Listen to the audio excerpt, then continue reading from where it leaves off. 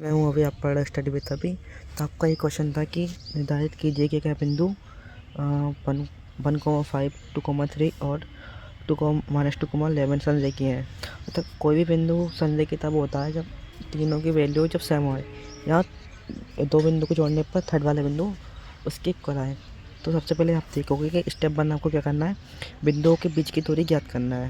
बिंदु के बीच की दूरी यानी कि बिंदु इस वाले बिंदु की दूरी इस वाले बिंदु के बीच की दूरी कितनी है, और इसकी बिंदु की दूरी इसकी बिंदु की दूरी इसमें आपस में कितनी दूरी है।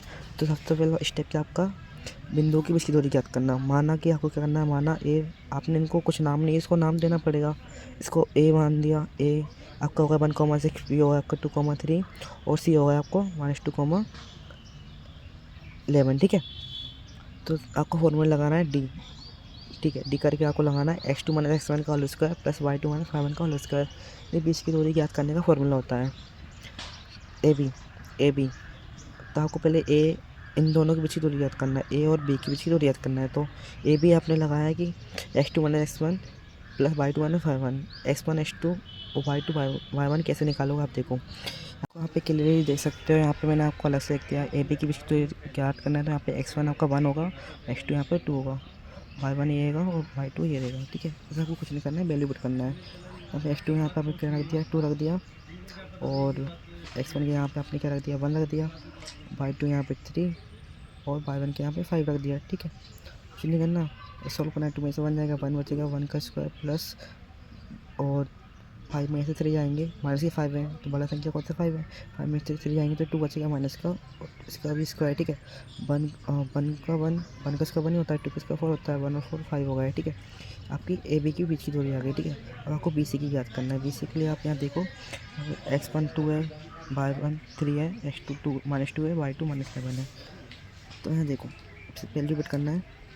बी सी यहाँ पे x1 क्या होती है आपके -2, x1 क्या -2, y2 यहाँ -1 और y1 के यहाँ -2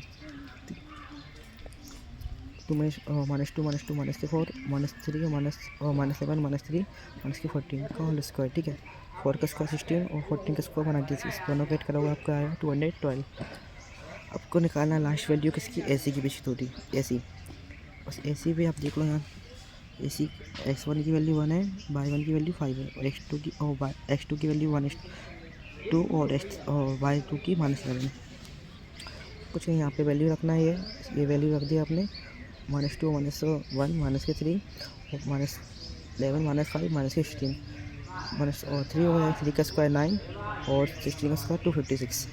आपका आ जाएगा 265। ठीक है, आपको स्टेप 2 क्या है, जांच करना है कि क्या किन्हीं दो दूरियों का योग तीसरी दूरी के बराबर है। यहाँ दूरी का योग तीसरी दूरी के बराबर होता है, बिंदु संरेखीय होता है, नहीं तो नहीं होता है। आपको ये तो मैंने लिखा है, आप मत लिखना है। ठीक है, समझाने के लिए, यदि बिंदु संरेख होते हैं तो किन्हीं दो दूरियों का योग तीसरी दूरी के बराबर होता है। तो यहाँ देखते हैं आगे।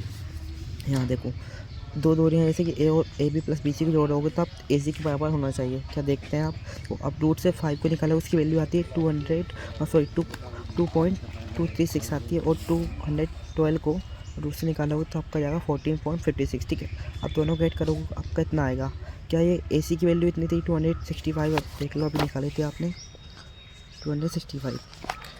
ए सी कितनी है 265 पे, उन दोनों का जोड़ने पे इतना आ रहा है। ये दोनों के इक्वल है क्या, पहले नहीं दूसरे के नहीं है ना, क्योंकि ए प्लस बी को आपने जोड़ा तो इतना आ रहा है, और क्योंकि ए सी के बराबर नहीं है, बिंदु संरेख नहीं है। अगर बराबर होता है ये बिंदु संरेख हो जाते हैं।